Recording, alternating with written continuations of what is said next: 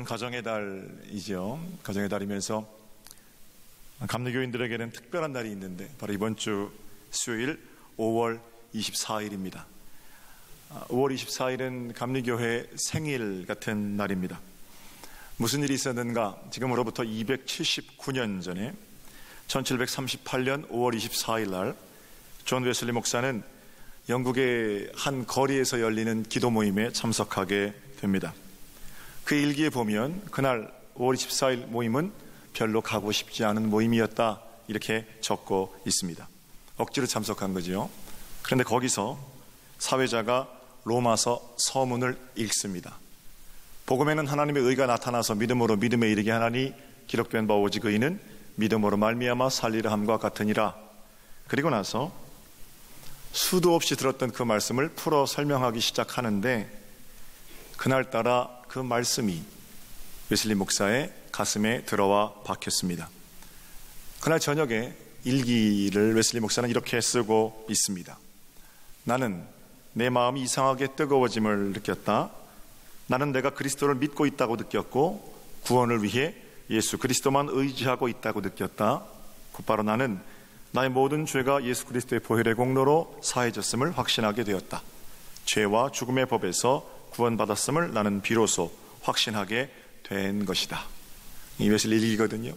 그리고 그날 이후에 존과 찰스의 감리교 운동은 삶과 사역에 있어서 전혀 다른 방향을 걷게 됩니다. 그래서 5월 24일을 웨슬리 회심 기념일 이렇게 말하고 감리교회들 중에서는 이번 주간 또는 다음 주간을 웨슬리 회심 기념 주간으로 지키고 있는 겁니다. 저는 기독교 대한감리회 목사이고 여러분들은 기독교 대한감리회 교회에 출석하셨습니다. 감리교에서 자랐고 저 감리교에서 태어났습니다. 감리교회가 아닌 교회는 경험해보지 못했습니다. 그래서 감리교회는 저 요람 같은 곳입니다. 아주 편안하고 자랑스럽기도 합니다. 물론 최근 10년 사이에 벌어진 감리교회 일들을 보면서 매우 염려스러운 부분들도 있습니다만 아파도 엄마는 엄마인 것처럼 아파도 여전히 자랑스러운 나의 신앙의 젖줄임에는 틀림이 없다라는 겁니다. 그래서 2017년 웨슬리 회심 기념 주간을 맞아서 오늘 그리고 다음 주일 2회에 걸쳐서 감리교회 교리를 함께 생각해 보려고 합니다. 감리교회 교인들은 무엇을 그리고 어떻게 믿는가? 이런 얘기들을 나눌 겁니다. 행여 제 설교 가운데 감리교회만 진실하고 감리교회만 위대하고 이런 교파주의 말하려는 거 아닙니다. 우리가 감리교인이면 최소한 감리교회가 어떤 교리적 특징을 가지고 있고 어떤 믿음의 꼴을 가지고 있는지는 굉장히 중요한 문제라고 생각했기 때문에 2주간 설교를 준비하고 진행할 겁니다. 총 4가지 신앙 고백을 다룰 텐데요. 오늘은 2가지, 다음 주에 다시 2가지 이렇게 감리교인들의 신앙 고백의 요체를 함께 생각해 보겠습니다. 정치적으로 또는 사회적으로 그 이슈들을 다룰 수 있습니다만 우리는 신앙 고백의 차원에서 특별히 제가 지금 말하는 4가지 명제는 우리 시대의 위대한 웨슬리 신학자인 영등포 중앙교회 김진두 목사의 책 웨슬리와 우리의 교리라는 책에서 그 제목들을 뽑았고 신앙 고백의 순서를 따랐음을 밝혀드립니다. 먼저 우리는 무엇을 믿는가? 감리교인들 첫 번째 신앙 고백입니다. 같이 한번 해볼까요? 한 목소리로 시작. 감리교인들은 모든 사람에게 구원이 필요하다고 믿습니다. 할렐루야. 구원은 어떤 특별한 사람들에게 필요한 것 아니고 모든 사람에게 필요한 것입니다. 이 말은 모든 사람이 어딘가에 빠져 있다라는 겁니다. 구원은 건져내는 거죠. 그러므로 어디서 건져내느냐 또는 어디에 빠져 있느냐? 죄와 죽음에서 건져내고 모든 사람이 죄와 죽음에 빠져 있다라는 겁니다. 성경의 증언은 모든 사람은 죄인이라는 것입니다. 웨슬리 목사님은 사람은 숨을 쉴 때마다 죄를 짓는다 이렇게 이야기합니다. 여러분 어떻게 생각하세요? 정말 사람이 숨을 쉴 때마다 죄를 짓는 그런 존재입니까? 숨 쉴 때마다 죄를 짓는 그런 나쁜 사람들이 있는 것 아닙니까? 어떤 분들을 보면 있잖아요. 산에서 방금 내려오신 것 같은 분들이 계세요. 우리 교회도 계세요. 얼마나 겸손한지 주변에 사람들이 끊이지 않고 여기서 그 사람 콩닥거리고 저기서 그 사람 콩닥거려도 그냥 제자리에만 갖다 놔, 화도 안 내시고 그런 분들이 계세요.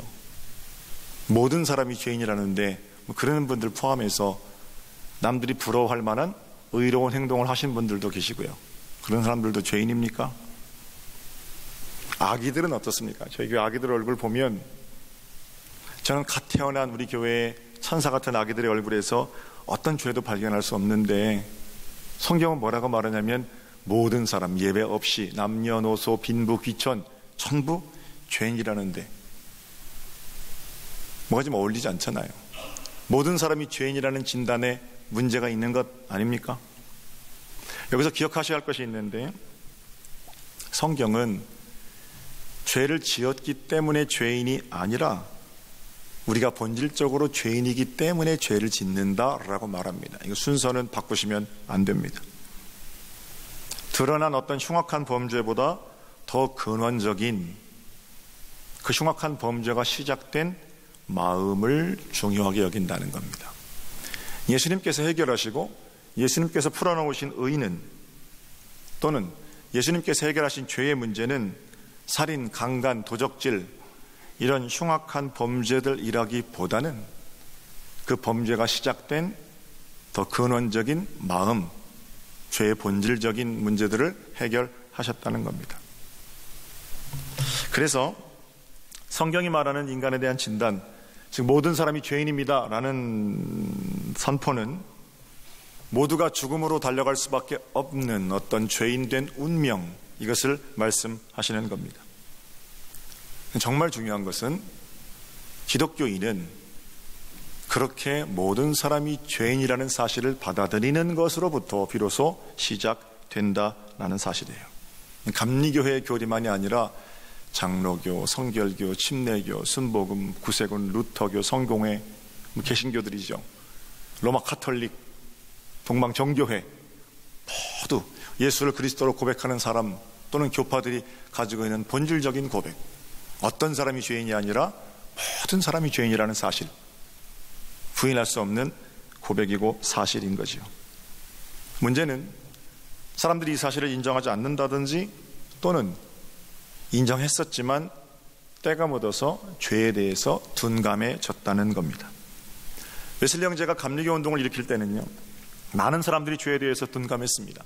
산업혁명이 시작됐고 산업혁명으로 물질들이 많아지고 그랬죠. 경제가 살아나고 돈이 많아졌습니다. 생산수단을 가진 사람들은 가만히 있어도 부자가 되었습니다. 마땅히 행복해해야 할 것 같은데 사람들은 필요 이상의 돈이 생기게 되니까 그때부터 타락하기 시작합니다. 살이 찌고 살만해지고 배에 기름이 끼기 시작하니까 영적인 일에도 기름이 끼기 시작한 거죠. 오늘날 한국 사회하고 똑같습니다. 세계가 놀랄 만한 급속한 경제 발전을 이루었지만 돈만 있으면 전 세계에서 타락하기 제일 쉬운 나라가 우리 대한민국이라고 그러더군요. 기독교인이 종교 인구로는 가장 많다는 이 나라에서 참으로 안타까운 일이 아닐 수 없지요. 영국 사회 1730년 그 무렵 굉장히 타락이, 범죄가 만연한 거죠. 돈이 많아지니까 그 돈이 타락시키는 거예요. 죄를 지으면서 죄인 줄 모르는 시대가 되어가는 겁니다. 돈으로 사람을 사고 팔고 사람들은 돈의 위력 앞에서 목적이 아니라 그 돈을 위한 수단이 되어가는 그런 세상이었습니다. 이런 상황에서 웨슬리 형제는 복음을 전파하였습니다. 구원의 공식 같은 걸 전하고 사정리 같은 걸 전해서 교세를 확장한 게 아니에요. 웨슬리 목사 또는 웨슬리 목사의 동생, 새로운 삶의 방법을 전하는 겁니다. 그러니까 당신들 부자 되기 위해 달려가는 그 인생 접어 내려놓고 돌이켜 회개하고 돌아와야 한다 선포하는 거죠. 그 과정에서 여러분, 모든 사람은 죄인입니다. 흉악한 범죄를 저지르는 사람뿐만 아니라 마치 죄 없는 것처럼 깨끗한 모습으로 앉아있는 여러분도, 우리 영국 사회가 총체적으로 병들었습니다. 돌아갑시다. 이렇게 선포한 거죠. 가진 자, 못 가진 자, 배운 자, 못 배운 자, 없는 자 있는 자 할 것 없이 십자가 앞에 회개하고 돌아와야 한다라는 것이 웨슬리 목사의 설교입니다. 1744년도에 웨슬리는 옥스퍼드의 세인트 메리 채플에서, 저도 거기 가봤거든요. 지금도 굉장히 아름다운 예배당입니다. 세인트 메리 채플에서 설교를 하는데 그 설교가 성경적 기독교라는 설교입니다. 옥스퍼드의 지성들과 신학, 철학, 인문학을 가르치는 수많은 선생들, 종교인이라고 자랑하는 자들입니다. 그들 앞에서 웨슬리는 성경적 기독교가 무엇인지 그 본질을 설교하였습니다. 이렇게 설교합니다. 옥스퍼드의 지성들이여, 고상한 척하고 앉아있는 당신들도 죄인입니다. 회개하고 제발 주님 좀 똑바로 믿으십시오. 젊은 목사가 이렇게 설교를 하니까 사람들이 내가 죄인이구나 깨달아야 되는데 막힌 귀는 그런 거 잘 못 듣잖아요. 그 설교를 하고 나서 웨슬리가 비난을 받게 됩니다. 비난의 이유는 그 설교는 회중의 자존심을 상하게 했다라는 이유에서였습니다. 그리고 나서 얼마 지나지 존의 동생인 찰스 웨슬리가 똑같은 세인트 메리 채플 그 강단에서 설교했는데, 잠자는 자여 일어나라. 사실은 그 설교 때문에 쫓겨나는 거거든요.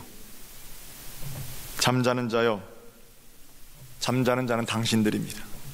부디 깨어나십시오. 예수 잘 믿는다는 당신들, 이러면서 설교를 하는데, 세상과 분리된 그들만의 경고에 대한 하나님의 엄중한 말씀이었습니다. 그런데 그 일이 있고 나서 결국 감리교 운동을 주도했던 존과 찰스는 영국 성공회로부터 설교권을 박탈당하게 됩니다. 이유는 똑같습니다. 회중의 자존심을 상하겠다는 겁니다. 박탈당하고 나서 바깥으로 나가서 시장에서, 거리에서 설교하다가 결국 웨슬리 목사 어디까지 가냐면 자기 아버지 무덤까지 갑니다. 무덤 밟고 서서 뭐라고 그래요? The world is my parish. 온 세계는 나의 교구입니다. 유명한 말을 그때 했던 거죠. 여하튼 당시 사람들의 믿는 모습, 믿는 자나 안 믿는 자나 죄에 대해서 둔감했습니다. 교회 밖은 교회 밖대로 많아진 물질 때문에 타락하여 죄 짓느라고 둔감하고, 교회 안에서는 메마른 이성이 판을 치고, 또 한편으로는 교회를 자꾸 이상한 곳으로 끌고 가려고 하는 신비주의, 이런 것들이 교회를 교회답게 하지 못하고 있었습니다. 감리교 운동은 바로 이런 시기에 여러분, 하나님 계신 곳은 여러분이 발딛고 있는 바로 그 자리입니다. 부디 죄를 뉘우치고 하나님께로 돌아오십시오. 지금 여러분이 당면하고 있는 문제로부터 하나님께서 말씀하시도록 그렇게 하나님께 자리를 내어드리십시오. 이렇게 강력하게 설교하였던 거죠. 그럼 여러분, 이 시점에서 우리를 좀 들여다봐야 합니다. 만약에 설교를 여기까지 듣고 혹시 이런 생각하시는 분이 있다면 여러분의 내면에 심각한 문제가 생겼다고 생각하시면 맞습니다. 또 죄 얘기인가? 언제까지 죄인 타령만 할 것인가? 만약에 이런 생각하시면 여러분의 마음이 병든 겁니다. 예외 없어요. 이런 생각하시는 분이 있으면 오늘 설교는 바로 여러분들을 위한 설교입니다. 우리 예수님 시대엔 바리새인들이 그랬고, 루터가 종교개혁을 일으킬 때 부패한 로마 카톨릭 사제들이 그랬고, 웨슬리 당시에 소위 잘 믿는다는, 배웠다는, 뭘 좀 안다는, 의롭다는 교양인들이 그랬습니다. 명심하십시오. 복음의 능력은 다른 사람 가슴 치는 정죄가 아니라 내 가슴 치는 회개로부터 시작됩니다. 모든 사람이 죄인이라는 진단 앞에 내가 예외일 수는 없지요.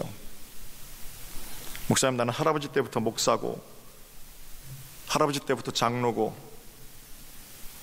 믿음의 뿌리가 있는 가정입니다. 예외일 수 없습니다. 지역 안에 꽤 괜찮다고 소문난 103년된 우리 서정교회, 죄인이라는 진단 앞에 예외일 수 없지요. 십자가의 능력으로 새롭게 태어나야 할 자가 우리 가운데 있어요. 저고 여러분이라는 거예요. 마치 다른 사람 얘기하듯이 모든 사람이 죄인이라는 진단 앞에 이리저리 피해가려는 생각 마시고 하나님 통회하고 자복하며 하나님의 법들임으로 진짜 기독교를 시작하는 여러분들이 되시기를 우리 주님의 이름으로 축복합니다. 그 인정할 때 비로소 복음이 내 안에서 능력이 되는 겁니다. 따라해 보실게요. 주님, 좀 더 크게요. 주님, 내가 죄인입니다. 그리고 나서 오늘 본문에 인생들을 향한 하나님의 진단을 한번 읽어볼까요? 53편 띄워주세요. 어리석은 자는 그의 마음에 이르기를 하나님이 없다 하도다. 그들은 부패하며 가증한 악을 행하며 선을 행하는 자가 없도다. 하나님이 하늘에서 인생을 굽어 살피사 지각이 있는 자와 하나님을 찾는 자가 있는가 보려 하신즉 각기 물러가 함께 더러운 자가 되고 선을 행하는 자는 없으니 한 사람도 없도다. 성경이 뭐라고 말합니까? 모든 사람이 죄인이라고 말하죠. 선을 행하는 자가 한 사람도 없다라고 말합니다. 웨슬리 목사는 이 구절을 이렇게 주석합니다. 하나님의 은혜를 얻기 전까지는 인간에겐 선한 것이 아무것도 없습니다. 온통 죄악뿐입니다. 오 주님, 우리는 숨 쉴 때마다 죄를 짓는군요. 왜 이렇게 절망했던 겁니까? 나름대로 경건하게 살았던 메도디스트거든요. 아침 저녁 기도하고 말씀 보고 어떻게든 의롭게 살아보기로 노력하던 목사였고 수재였고 교수였던 이 웨슬리가 선교사 파송도 갔다 왔는데, 이 굉장히 좋은 건강한 젊은이가 왜 이 구절 앞에 절망하는 겁니까? 이유는 한 가지예요. 그렇게 절망하는 자들에게만 예수 그리스도의 구원의 소식이 복음이 되기 때문입니다. 이렇게 자기 자신의 힘으로는 헤어나올 수 없는 깊은 죄의 강에 빠져 있다는 정확한 진단 앞에서만 예수께서 나를 건져주시는 것이 능력이 되고 예수께서 나를 구원하시는 것이 감사함으로 고백되어진다는 겁니다. 이게 복음이거든요. 저는 우리 교회에 아멘, 주님 내가 죄인입니다, 이런 고백을 하는 성도들이 많아졌으면 좋겠어요. 어떤 사람들이 지도자가 될 때 교회가 행복한가? 주님 제가 죄인입니다, 이런 사람들이 교회 목사, 장로, 속장이 될 때 교회가 평안합니다. 이런 사람들이 가정을 다스릴 때 가정에 화목이 넘치는 거고요. 다시 한번 따라해 볼까요? 주님 내가 죄인입니다. 우리 모두의 고백이 되어야 할 줄로 믿습니다. 자, 두 번째, 감리교인들은 무엇을 믿는가? 화면 띄워서 함께 고백할 거예요. 감리교인 시작. 감리교인들은 모든 사람이 구원받을 수 있음을 믿습니다. 할렐루야. 여러분 어떻습니까? 모든 사람이 구원받을 수 있습니까? 아멘이죠. 그런데 어떤 분들은 하나님께서 구원하시기로 예정된 사람들만 구원받는다라고 말합니다. 그러나 예수님은 어떤 특별한 몇몇 사람들만 구원하시기 위해서 십자가를 지신 것이 아닙니다. 전 인류의 십자가를 지시고 돌아가셨습니다. 죄를 지시고 십자가 위에 돌아가셨습니다. 그걸 유식한 말로 말하면요, 만인 구원론이라고 말합니다. 1739년 4월에 웨슬리는 4,000명의 회중 앞에서 설교를 하는데, 그 설교 유명한 설교거든요. 제목이 Free Grace예요. 값 없는 은총. 거기 첫 질문이 이런 겁니다. 여러분, 하나님께서 구원받을 자를 예정하시고 멸망받을 자도 예정하셨다는데 일부 사람들이 말하는 그게 사실입니까? 이러면서 설교가 시작됩니다.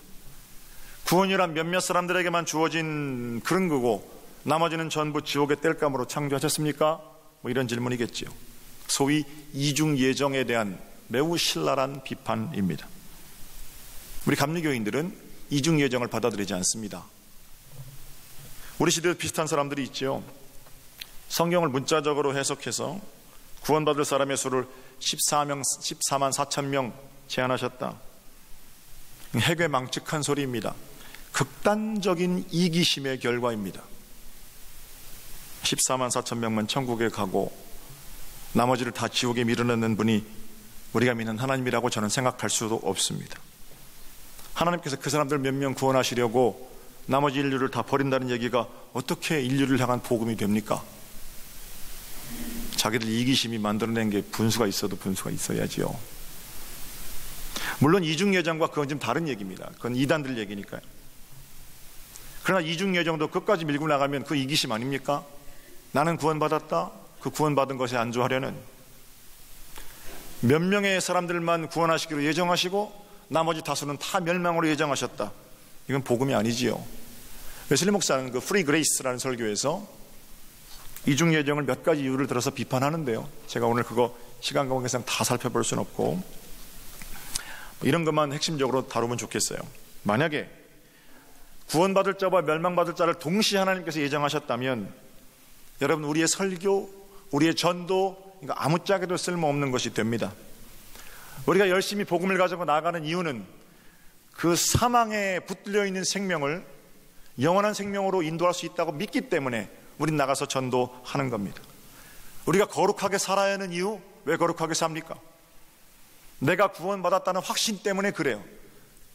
그런데 이 확신을 가지고 열심히 살았는데 내가 만약에 멸망받기로 예정되어 있다면 거룩하게 살아야 할 이유가 전혀 없는 거죠. 며칠 전에요, 겨울옷을 정리하는데 오랫동안 제가 입었던 까만색 로만 컬러가 있어요. 여기 목도 다 해지고 팔도 다 해지고, 그것 굉장히 정들었거든요. 제가 목사한테 선물 받은 옷이고 10수년이 넘도록 입었기 때문에 정이 들어서 못 버리고 있는데 도저히 못 입게 됐더라고요.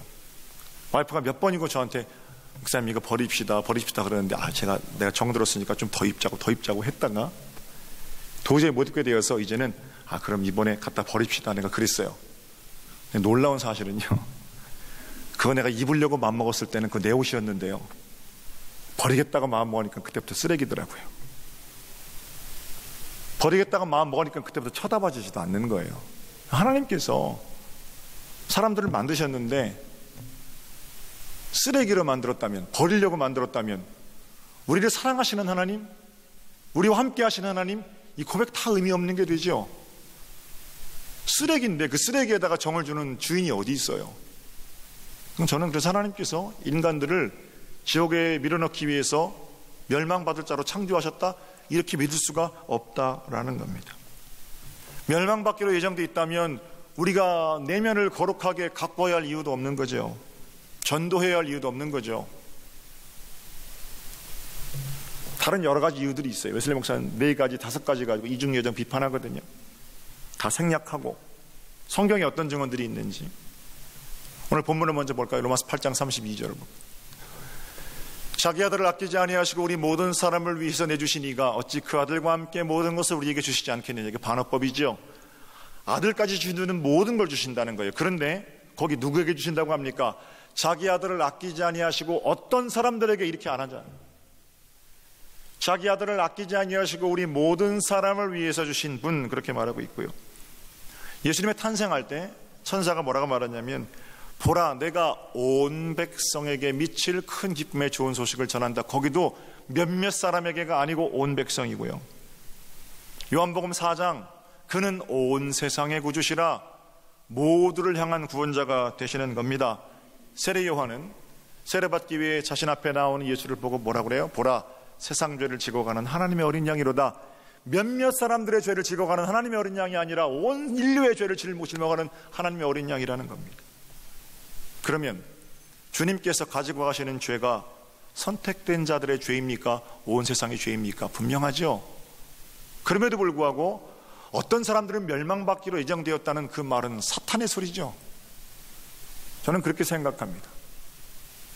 그냥 맞지 않는 얘기 정도가 아니라 우리에게서 구원의 기쁨을 빼앗아가려는, 우리의 전도도 노력도 설교도 봉사도 거룩함도 전부 다 상쇄시키려는 그런 논리의 다름 아닌 거죠. 극단적인 이기심의 결과입니다. 그래서 웨슬리 목사는 하나님께서 만드신 모든 사람은 구원받을 수 있습니다 라는 그 프리 그레이스 설교 말미에 이렇게 복음을 정리합니다. 우리의 교리 핵심이에요. 함께 해볼게요. 모든 사람 앞에 띄워주세요. 갑니다. 시작. 모든 사람 앞에 생명과 죽음이 놓여져 있으며 하나님의 사랑 안에서 모든 사람이 생명을 택하도록 강권을 받으며 생명을 선택한 자들은 그리스도의 약속된 모든 복을 얻는다. 할렐루야.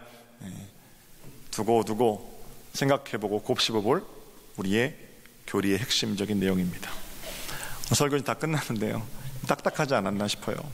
높아심에 한 말씀 드리면, 저는 절대 예정론이 틀렸다고 말씀드리지 않았습니다. 창세전에 우리를 구원하시겠다는 하나님의 계획, 그리고 예정, 그것은 하나님의 말씀입니다. 그러나 어떤 사람들은 멸망으로 예정하셨다는 몹쓸 생각, 그런 건 성경이 아닙니다. 이중 예정, 성경적이지 않다는 것 말씀을 드렸습니다. 자, 2가지 신앙 고백 함께 나눴는데요, 다음 시간에는, 오늘은 감리교회는 모든 사람에게 구원이 필요하다고 믿습니다. 감리교회는 모든 사람이 구원받을 수 있다고 믿습니다. 다음 주는요, 모든 사람은 구원의 확신을 가질 수 있고 모든 사람은 거룩해지고 완전해질 수 있다. 이게 감기 교리거든요. 다음 주에 다시 나머지 두 가지 교리를 살펴보도록 하죠. 하나님과 세상 사이의 좋은 다리로 이번 한 주간 승리하십시오.